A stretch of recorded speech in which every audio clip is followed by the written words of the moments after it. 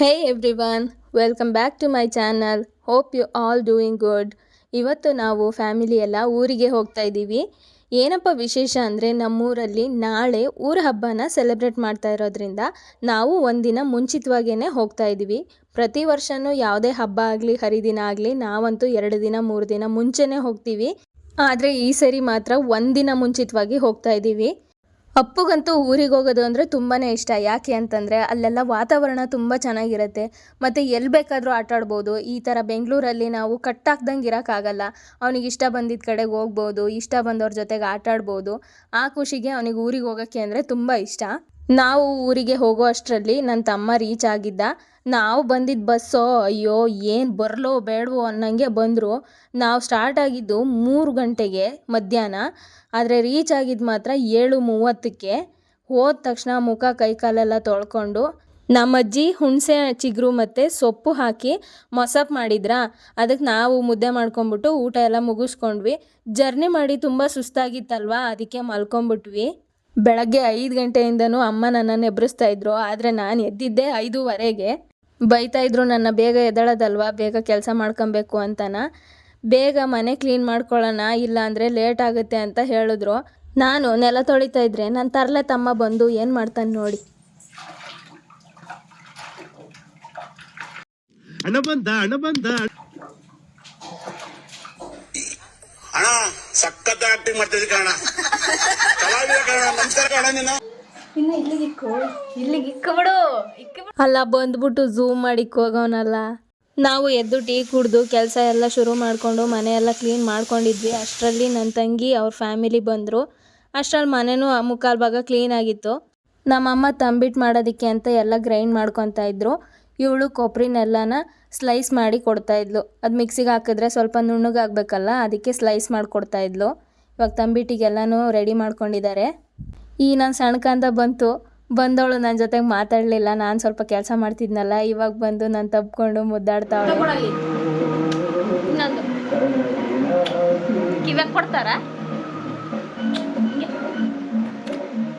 ಆಮೇಲೆ ಅಪ್ಪುಗೂ ಸ್ನಾನ ಮಾಡಿಸಿ ಆಯಿತು.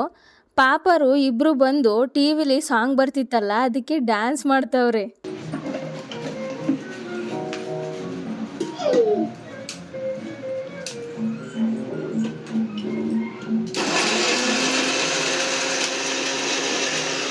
ಈ ಕಡೆ ನಮ್ಮ ಮದರು ಸಿಸ್ಟರು ನನ್ನೇ ಗುರಾಯಿಸ್ತಾವ್ರೆ.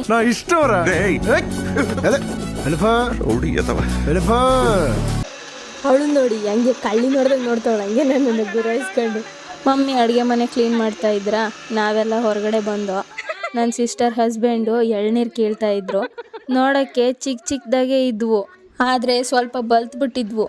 ಬಿಟ್ಟರೆ ಶೀಟ್ ಮೇಲೆ ಬಿದ್ದೋಗ್ತವೆ, ಶೀಟೆಲ್ಲ ಒಡೆದೋಗುತ್ತೆ ಅಂದ್ಬಿಟ್ಟು ಅಜ್ಜಿ ಕೀಳಕ್ಕೆ ಹೇಳ್ತಾಯಿದ್ರು, ಅದಕ್ಕೆ ಕೇಳಿಸ್ತಾ ಇದ್ವಿ. ಈ ಕಡೆ ಮಮ್ಮಿ ಕ್ಲೀನಿಂಗ್ ಮುಗಿಸಿ ಅಡುಗೆಗೆ ರೆಡಿ ಮಾಡ್ತಾ ಇದ್ದಾರೆ. ನನ್ನ ತಂಗಿಗೆ ಹೇಳ್ತಿದ್ರು, ನನ್ನ ಕೆಲಸ ಆದರೂ ಇನ್ನೂ ಬೆಳ್ಳುಳ್ಳಿ ಸುಲಿದಿದ್ದು ಆಗಲಿಲ್ಲ ನಿಂದು ಅಂತ ಬೈತಾಯಿದ್ರು.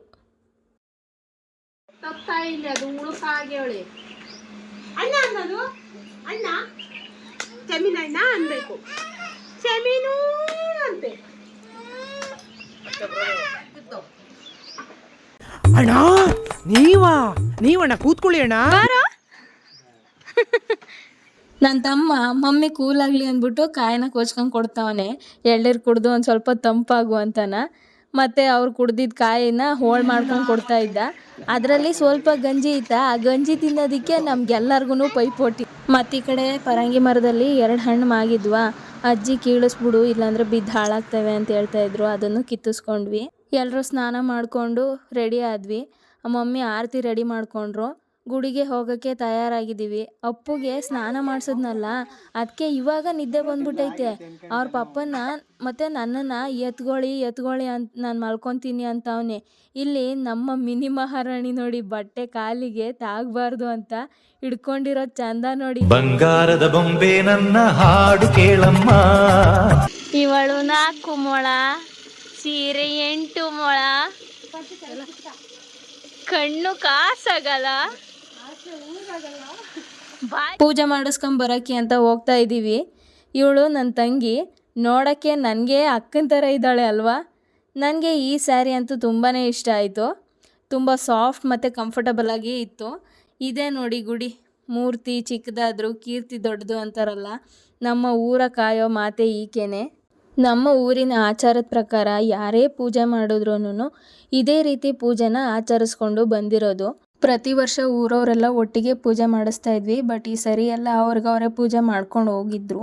ದೇವರಿಗೆ ಜೋಡಿ ಕೋಳಿ ಶಾಸ್ತ್ರ ಮಾಡಿಕೊಂಡು ಸ್ವಲ್ಪ ಹೊತ್ತು ನಿಂತಿದ್ವಿ. ಬಿಸಿಲು ಕಣ್ಣೇ ಬಿಡೋಕ್ಕಾಗ್ತಾ ಇಲ್ಲ, ಅಷ್ಟು ಬಿಸಿಲು. ಮನೆ ಎಷ್ಟೊತ್ತಿಗೆ ಸಿಗುತ್ತೋ ಅಂತ ರಪ್ಪ ಬಂದ್ವಿ. ಏನಂದೆ ಇನ್ನೊಂದ್ಸಲ ಹೇಳು. ರಪ್ಪ ಬಂದ್ವಿ. ನಾನು ನನ್ನ ತಂಗಿ ಫೋಟೋಸ್ನೆಲ್ಲ ತಕ್ಕೊಂಡು ಅಡುಗೆ ಮನೆಗೆ ಹೋಗಿ ಲೇಡೀಸ್ ಎಲ್ಲರೂ ಕುತ್ಕೊಂಡು ಮಾತಾಡ್ಕೊಂಡು ಅಳತೆ ಹೊಡಿತಾ ಇದ್ದೋ. ನಮ್ಮ ಅಜ್ಜಿಗಂತೂ ಊರಿಗೆ ಬಂದರೆ ಕಂಪ್ಲೇಂಟ್ ಹೇಳೋದಕ್ಕೆ ಒಳ್ಳೆ ಜಾಡು. ಎಲ್ಲ ಕಂಪ್ಲೇಂಟ್ಗಳ್ನ ನೋಡಿ ಹಂಗೈತೆ ಹಿಂಗೈತೆ ಅಂತ ಹೇಳ್ತಾ ಇದ್ದಾರೆ.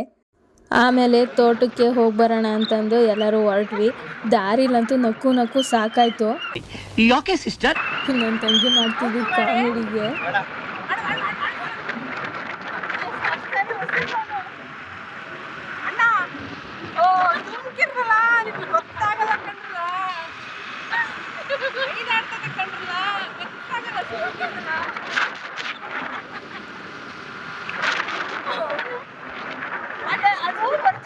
ನೋಡಿರ್ಲಿಲ್ಲ, ನಾವು ಯಾವಾಗಲೂ ನೋಡಿದ್ದೆ ಅದನ್ನ.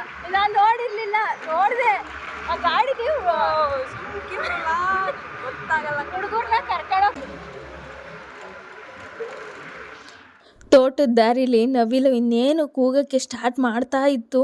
ನಮ್ಮನ್ನು ನೋಡಿ ಓಟ ಮಕ್ಕಳಿಗೆಲ್ಲ ತೋರಿಸ್ಕೊಂಡು ತೋಟಕ್ಕೆ ಬಂದ್ವಿ. ಊರಿಗೆ ಬಂದರೆ ನಮಗಂತೂ ಎಳ್ನೀರಿಗೆ ಬರನೇ ಇರಲ್ಲ. ಮನ್ಸಾರೆ ಎಷ್ಟು ಬೇಕೋ ಬೇಕಾದಷ್ಟು ಕುಡಿಬೋದು. ಇದೆಲ್ಲ ನಮ್ಮ ತಾತ ಮಾಡಿರೋದು. ಇದೇ ನಮ್ಮ ಊರಿನ ಹಳ್ಳ.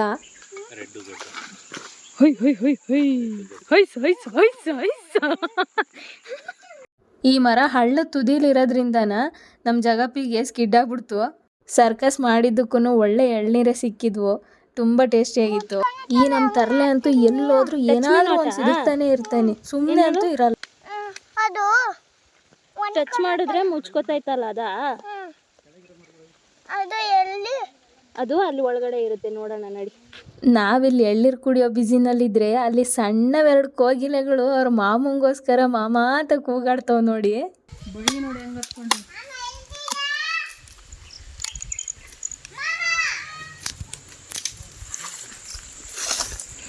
A few moments later.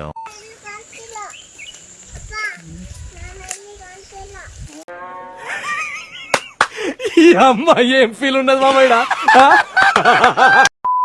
ಎಳ್ನೀರು ಸಕ್ಕತ್ತಾಗಿದ್ವಾ. ಕುಡಿದ್ಬಿಟ್ಟು ಆ ಕಾಯಿ ಇರುತ್ತಲ್ಲ ಅದನ್ನ ಎಪ್ಕೊಂಡು ತಿಂತಾ ಇದ್ರೆ ನನ್ನ ಹಸ್ಬೆಂಡು ಹಂಗೆ ಗುರಾಯಿಸ್ಕೊಂಡು ನೋಡ್ತವ್ರೆ, ನನಗೆ ಕೊಡ್ದಂಗೆ ತಿಂತಾವಳೆ ಅಂತಾನ. ಬಿದ್ದಿರೋ ಗರಿದು ಎಡೆಮಟೆ ಇತ್ತಲ್ಲ, ಅದರಲ್ಲಿ ಅಪ್ಪಗೆ ಆಟ ಆಡಿಸ್ತವ್ರೆ. ಅದ್ ನಿಟ್ಕೊಂಡ್ ನೀನು ಏನು ಬೀಳಲ್ಲ. ಕೆಳಿ ಕೀಳಿಸ್ರಿ ಇನ್ನೊಂಚೂರು. ಅಷ್ಟೊಂದು ಐಟಿಗೆ ಎತ್ತಿರಿ ನೀವು.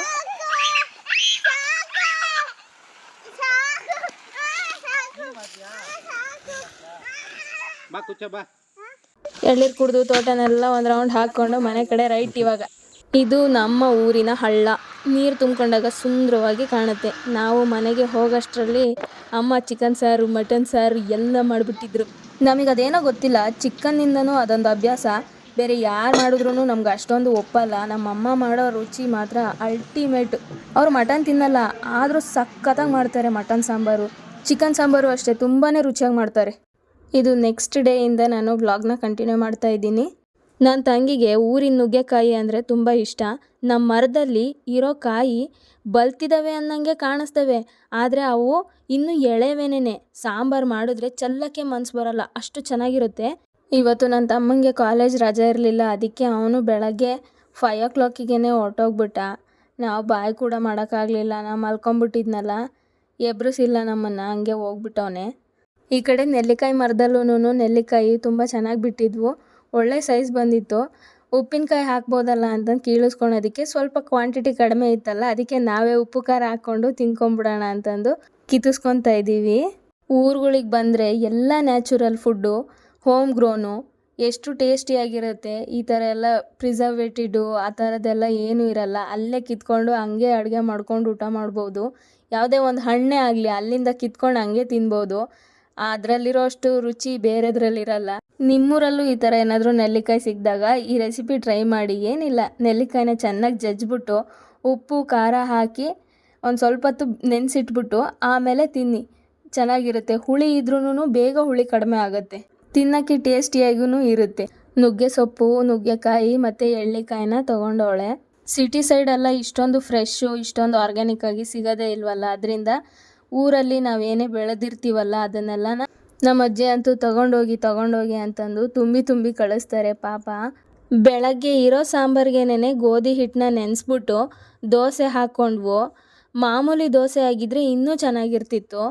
ಆದರೂ ಈ ದೋಸೆನೂ ಚೆನ್ನಾಗಿತ್ತು. ಯಾಕೆ ಅಂದರೆ ನಮ್ಮ ಅಜ್ಜಿ ಗೋಧಿ ಹಿಟ್ಟು ಮತ್ತು ಅಕ್ಕಿ ಹಿಟ್ಟು ಅಂದರೆ ಗೋಧಿನೂ ಅಕ್ಕಿನೂ ಮಿಲ್ ಮಾಡಿಸಿ ಇಟ್ಕೊಂಡಿದ್ದು. ಅದರಿಂದ ದೋಸೆ ಒಂದು ಸ್ವಲ್ಪ ಕ್ರಿಸ್ಪಿಯಾಗಿ ಚೆನ್ನಾಗಿ ಬರ್ತಾಯಿತ್ತು. ಚಿಕನ್ ಸಾರಿಗೆ ತುಂಬ ಚೆನ್ನಾಗಿತ್ತು. ಎಲ್ಲರೂ ಒಬ್ಬರಾದ್ಮೇಲೆ ಒಬ್ಬರು ತಿಂಡಿ ಮುಗಿಸ್ಕೊಂಡ್ವಿ. ನಾನು ಮತ್ತು ಹಬ್ಬಿ ಸ್ವಲ್ಪ ಕೆಲಸದ ಮೇಲೆ ಬೇರೆ ಊರಿಗೆ ಹೋಗಿದ್ವಿ. ನನ್ನ ತಂಗಿ ಹಸ್ಬೆಂಡ್ಗೆ ಡ್ಯೂಟಿ ಇದೆ ಅಂತ ನಾವು ಬರೋ ಮುಂಚೆನೇ ಹೊರಟೋದ್ರು. ಕಾಯೋಕ್ಕಾಗಲ್ಲ ನಮ್ಮನ್ನು ಅಂತಂದು ಹೋದರು. ನಾವು ಮನೆಗೆ ಬರೋ ಅಷ್ಟರಲ್ಲಿ ಹೋಗಿದ್ರು. ಮಮ್ಮಿನೂ ಹೋಗಿದ್ರು. ನನಗಂತೂ ಬೇಜಾರಾಗ್ತಿತ್ತು. ಒಬ್ಬಳೇ ಇದನ್ನ ಆವಾಗ ಅನ್ನಿಸ್ತು, ನಾವೆಲ್ಲ ಬಂದು ಒಮ್ಮೆಲೆ ಎಲ್ಲರೂ ಹೋದರೆ ಅಜ್ಜಿಗೂ ಹೀಗೆ ಅಲ್ವಾ ಫೀಲ್ ಆಗೋದು ಅಂತ ಅನ್ನಿಸ್ತಾ ಇತ್ತು. ಆದರೆ ಅವರು ಹಳ್ಳಿ ಬಿಟ್ಟು ಬರೋದೇ ಇಲ್ಲ. ಅವರೆಲ್ಲ ಹೋದ್ಮೇಲಂತೂ ನನಗೆ ಮನೆ ಒಳಗೆ ಹೋಗೋಕ್ಕೆ ಮನಸ್ಸಾಗ್ತಾ ಇರಲಿಲ್ಲ. ಅದಕ್ಕೆ ಹೊರಗಡೆ ಕೂತ್ಕೊಂಡು ಪಕ್ಷಿಗಳು ನೋಡ್ತಾ ಇದ್ದೆ. ಅಪ್ಪು ಅಂತೂ ಮನೆಯೇ ಸೇರಂಗಿಲ್ಲ, ಅಷ್ಟು ಆಟ ಅವನಿಗೆ ಬೆಂಗಳೂರಲ್ಲಿ ಯಾರೂ ಫ್ರೆಂಡ್ಸ್ ಇಲ್ವಲ್ಲ. ಅದಕ್ಕೆ ಊರಿಗೆ ಬಂದರೆ ಈ ಒಬ್ಬಳು ಫ್ರೆಂಡ್ನ ಬಿಡೋದೇ ಇಲ್ಲ. ಅನ್ಯೋನ್ಯವಾಗಿ ಆಟ ಆಡ್ತಾರೆ, ಅದೊಂದು ಖುಷಿ. ಇವರು ಆಟ ಆಡ್ತಿದ್ನ ನೋಡಿ ನನಗೂ ನಮ್ಮ ಬಾಲ್ಯ ಎಲ್ಲ ನೆನಪಾಗ್ತಾ ಇತ್ತಾ. ನಾವು ಚಿಕ್ಕಂದ್ರಿದ್ದಾಗ ಹೀಗೆ ಆಟ ಆಡ್ತಾ ಇದ್ವಿ. ನಮ್ಮ ಮನೆ ಮುಂದೆ 2 ಬೇವಿನ ಮರ ಇದ್ವು. ಅದ್ರ ನೆರಳಲ್ಲಿ ಅರ್ಧ ಊರಿನ ಮಕ್ಕಳೆಲ್ಲ ಸೇರಿಕೊಂಡು ನಮ್ಮ ಮನೆ ಹತ್ರನೇ ಆಟ ಆಡ್ತಾ ಇದ್ವಿ. ಅವೆಲ್ಲ ಬೆಸ್ಟ್ ಮೆಮೊರೀಸು. ಇಲ್ಲಿ ಅಪ್ಪು ಹಣ್ಣು ಅಂತ ಹುಣಸೆ ಎಲೆನ ಕಿತ್ಕೊಂಡು ತಿಂತಾ ಇದ್ನ. ನಾನು ಚಿಗುರನ್ನ ತಿನ್ನು ಅಂತ ಕೊಟ್ಟರೆ ಎಲ್ಲ ಎತ್ಕೊಂಡು ಜೋಬ್ನೊಳಗೆ ಕಿಕ್ಕೊಂತವ್ನು. ಸಂಜೆ ಹಾಗೆ ರೋಡಲ್ಲಿ ವಾಕ್ ಹೋಗೋಣ ಅಂತ ಹೋದ್ವಿ. ನಿಮಗೆ ಗೊತ್ತಲ್ಲ ಅವನಿಗೆ ಇವಾಗ ಏನು ಬೇಕು ಅಂತ, ಕಂಡು ಬಿತ್ತಲ್ಲ, ಅದಕ್ಕೆ ಇವಾಗ ಬೇಕು. ಅದಕ್ಕೆ ಇವಾಗ ಅದನ್ನು ಕಿತ್ಕೊಂಡು ಕೊಟ್ಟು ಓಡಾಡ್ತಾ ಇದ್ದೀವಿ.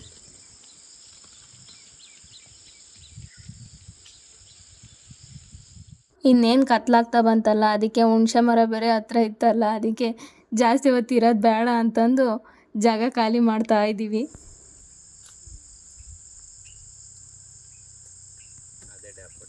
ಮನೆಗೆ ಬಂದು ಮುದ್ದೆ ಮಾಡಿ ಊಟ ಮುಗಿಸ್ಕೊಂಡ್ವಿ. ಅಜ್ಜಿ ಜಾಸ್ತಿ ಹೊತ್ತು ತಡೆಯಲ್ವಲ್ಲ, ಅದಕ್ಕೆ ಅವ್ರಿಗೆ ಬೇಗ ಅಡುಗೆ ಮಾಡಬೇಕಲ್ಲ, ಅದಕ್ಕೆ ಬೇಗ ಮುದ್ದೆ ಮಾಡಿಬಿಟ್ಟೆ. ಇನ್ನೇನು ಸಾಂಬಾರು ಇತ್ತಲ್ಲ, ಅದಕ್ಕೆ ಎಲ್ಲ ಊಟ ಮಾಡ್ಕೊಂಡ್ವಿ. ಇನ್ನು ನಾನು ನೆಕ್ಸ್ಟ್ ಡೇ ಈವ್ನಿಂಗಿಂದನ ವ್ಲಾಗ್ನ ಕಂಟಿನ್ಯೂ ಮಾಡ್ತಾ ಇದ್ದೀನಿ. ನಮಗೆ ಆವತ್ತಿನ ದಿನ ಬೆಳಗ್ಗೆ ಒಂದು ಕಡೆಯಲ್ಲಿ ಫಂಕ್ಷನ್ ಇತ್ತು. ಆ ಫಂಕ್ಷನ್ನ ಮುಗಿಸ್ಕೊಂಡು ಬ್ಯಾಂಗ್ಳೂರಿಗೆ ಹೋಗೋವಾಗ ನನ್ನ ತಂಗಿ ಕಾಲ್ ಮಾಡಿ ಬನ್ನಿ ಅಂತ ಕರೆಸ್ಕೊಂಡ್ಳು. ಅವ್ರ ಮನೆಗೂ ಹೋಗಿ ಒಂದು ನೈಟು ಇದ್ದು ಬ್ಯಾಂಗ್ಳೂರಿಗೆ ಬೆಳಗ್ಗೆ ಹೊರಡ್ತೀವಿ. ಇವರಿಬ್ಬರಿಗೆ ಇದೊಂದು ಸ್ವಿಂಗ್ ಕಾರ್ ಇದ್ದರೆ ಸಾಕು. ನಾನು ಡ್ರೈವರು, ನೀನು ಹಿಂದೆಗಡೆ ಪ್ಯಾಸೆಂಜರು, ನೀನು ಊರಿಗೆ ಹೋಗೋಣ ಅಂತಂದು ಇಬ್ಬರು ಆಟ ಆಡ್ಕೊಂಡು ಖುಷಿಯಾಗಿ ಇದ್ಬಿಡ್ತಾರೆ. ಬೆಳಗ್ಗೆ 5:15 ನಾವು ಬ್ಯಾಂಗ್ಳೂರು ಕಡೆಗೆ ಗಾಡಿ ತಿರುಗಿಸ್ಕೊಂಡು ಹೊರಟ್ವಿ. ಹೋಗೋ ದಾರಿನಲ್ಲಿ ನೋಡಿದ್ರೆ ತೂಫಾನ್ ಮೇಲೆ ಬೆಡ್ಶೀಟ್ ಹೊದ್ಕೊಂಡು ಆರಾಮಾಗಿ ಮಲ್ಕೊಂಡವ್ರೆ 2-3 ಜನ ಇದ್ದಾರೆ. ನೀವು ಬಹಳ ಬುದ್ಧಿವಂತರು. 8 ಗಂಟೆ ಅಷ್ಟರಲ್ಲಿ ನಾವು ಮನೆ ರೀಚ್ ಆದ್ವಿ. ಸೊ ಈ ವಿಡಿಯೋ ನಿಮಗೆ ಇಷ್ಟ ಆಗಿದೆ ಅಂತ ಅಂದ್ಕೊತೀನಿ. ಇಷ್ಟ ಆದರೆ ದಯವಿಟ್ಟು ಲೈಕ್ ಮಾಡಿ, ಫ್ರೆಂಡ್ಸ್ ಆ್ಯಂಡ್ ಫ್ಯಾಮಿಲಿಗೆ ಶೇರ್ ಮಾಡಿ. ಇನ್ನೂ ಯಾರ್ಯಾರು ಸಬ್ಸ್ಕ್ರೈಬ್ ಮಾಡಿಲ್ಲ ಪ್ಲೀಸ್ ಸಬ್ಸ್ಕ್ರೈಬ್ ಮಾಡಿಕೊಂಡು ನನ್ನ ವೀಡಿಯೋಸ್ನ ನೋಡಿ. ನಿಮ್ಮ ಸಪೋರ್ಟ್ ನನಗೆ ತುಂಬಾ ಮುಖ್ಯ. ಮುಂದಿನ ವೀಡಿಯೋದಲ್ಲಿ ಸಿಗೋಣ. ಹರೇ ಕೃಷ್ಣ.